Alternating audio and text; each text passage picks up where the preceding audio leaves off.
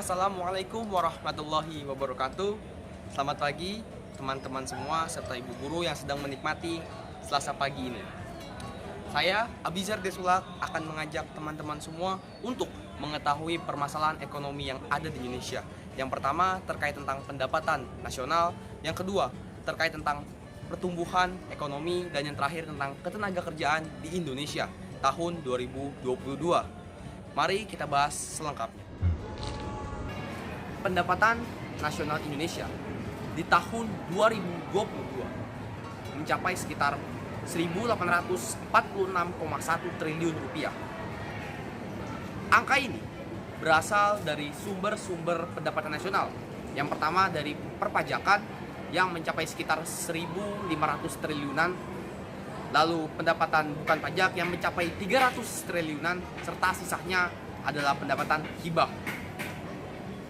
Namun ternyata terdapat kesalahan di sini, yang dimana pendapatan nasional ini tidak sebanding dengan belanja negara Indonesia tahun 2022. Belanja negara Indonesia mencapai sekitar 2.714,2 triliun rupiah, yang artinya Indonesia mengalami defisit sekitar 848 triliun rupiah atau sekitar 8,4% dari PDB yang dihasilkan negara Indonesia. Permasalahan ini perlu ditindaklanjuti karena akan menciptakan sebuah hutang-hutang baru dari negara Indonesia. Lalu, jika kita berkaca pada pengalokasian belanja negara Indonesia, yang dimana anggaran kesehatan mencapai sekitar 256 triliun, sedangkan anggaran untuk perlindungan sosial mencapai 429 triliun, dan anggaran suatu pendidikan itu mencapai sekitar 542,8 triliun. Juga anggaran infrastruktur yang mencapai 367,8 triliun rupiah ini seharusnya mampu lebih ditekankan lagi ke arah pendidikan, yang dimana pendidikan di Indonesia masih banyak mengalami keterpurukan, terutama di daerah perdesaan.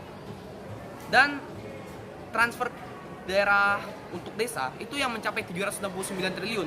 Saya rasa masih banyak kesalahan di sana, yang dimana masih banyak desa-desa yang tidak maju, dan uang itu malah dialokasikan ke hal yang mestinya tidak diperlukan dan bahkan sampai dilakukan korupsi di sana.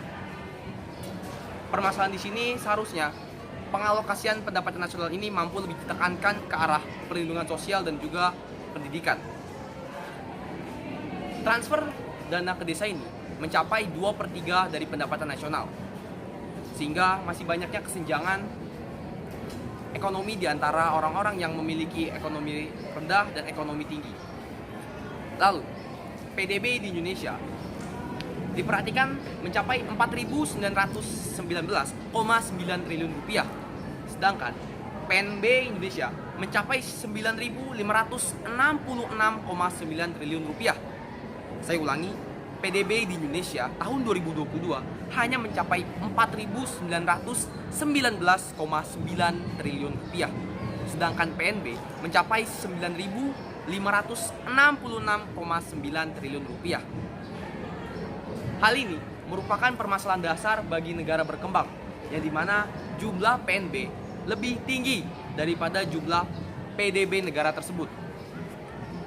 Hal ini terjadi karena banyaknya penanaman modal asing di negara kita, sedangkan produk negara Indonesia di luar negeri itu jauh lebih rendah dibanding penanaman modal asing tersebut. Itu adalah permasalahan pendapatan nasional Indonesia di tahun 2022. Selanjutnya kita akan membahas tentang permasalahan pertumbuhan dan pembangunan ekonomi di Indonesia. Kita akan membahas pertumbuhan ekonomi di Indonesia tahun 2022. Sama-sama kita ketahui, ekonomi di Indonesia terus mengalami kenaikan dan kemajuan. Ini merupakan hal yang menyenangkan bagi kita. Namun, perlu diingat, Indonesia sebagai negara berkembang masih banyak permasalahan-permasalahan di bidang pertumbuhan ekonomi ini. Meskipun di tahun 2022 ini, PDB Indonesia meningkat sekitar 5,2% dibandingkan akhir tahun 2021. Namun kita harus mampu menelaah permasalahan-permasalahan di balik kenaikan itu.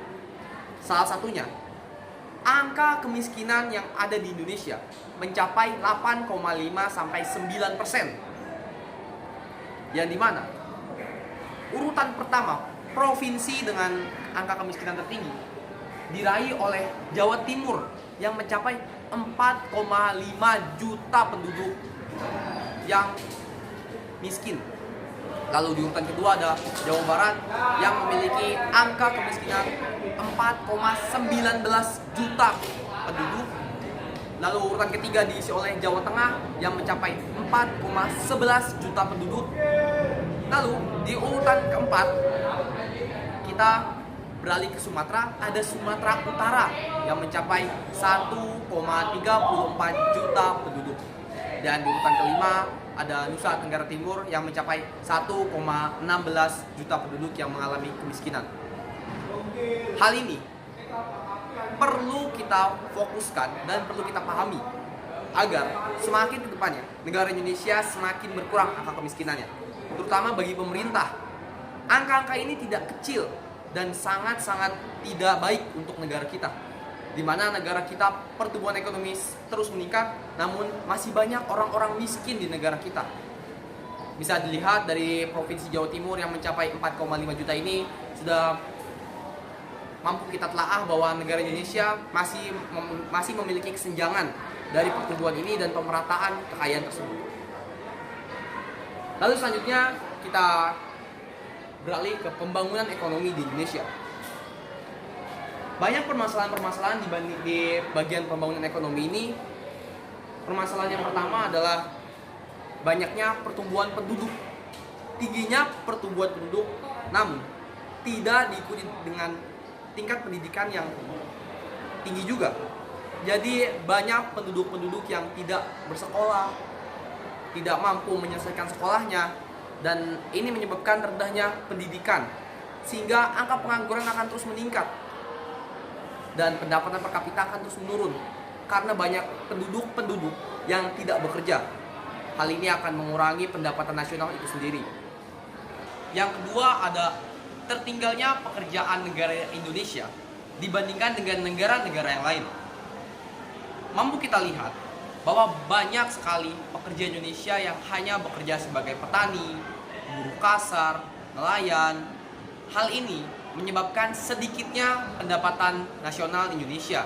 Jadi pembangunan ekonomi ini akan terhambat karena memang banyak sekali pekerjaan yang diisi oleh masyarakat Indonesia, namun penghasilannya tidak seberapa. Permasalahan yang ketiga adalah produktivitas yang rendah.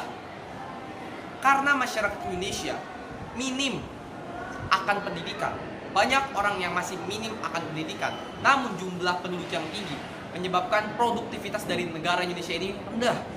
Masyarakat-masyarakat yang tidak bersekolah hanya mampu mengisi pekerjaannya seperti yang tadi saya sampaikan, sebagai petani, buruh, nelayan. Hal ini menyebabkan terhambatnya pembangunan ekonomi di Indonesia. Lalu, taraf hidup yang rendah. Jadi, hidup di Indonesia ini tarafnya sangat rendah dibandingkan negara-negara yang lain.